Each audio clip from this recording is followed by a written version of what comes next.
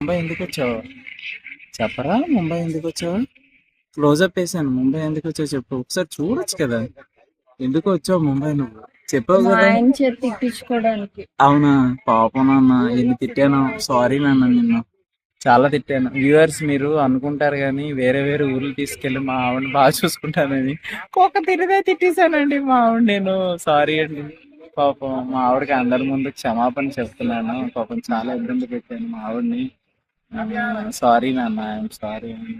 Sorry నాన్న, sorry. వాళ్ళందరి తరపున మీకు సారీ. చాలా మంది ట్రిప్స్ వస్తే బాగా ఎంజాయ్ చేసేస్తారు అని అనుకుంటారు, కానీ ప్రతి ఒక్కరికి దిష్టి ఉంటదండి. ఇంకా సెలబ్రిటీలకి ఎంత ఉంటుందో. సో మా మీద దిష్టి పెట్టకండి ప్లీజ్. కావాలంటే మీకు కూడా టికెట్లు వేస్తాం ఎక్కడికి వెళ్ళాలంటే. మా మీద మొత్తం దిష్టి పెట్టకండి. సెలవులు కూడా ఇప్పిస్తాం మీకు కావాలంటే. చాలా ఇబ్బంది అయిపోతుంది మీరు అందరు దిష్టి పెట్టడం వల్ల. ఇద్దరం బయటకు వస్తున్నాం కానీ హ్యాపీగా టైం స్పెండ్ చేయాలి, కొట్టుకోవాల్సి వస్తుంది.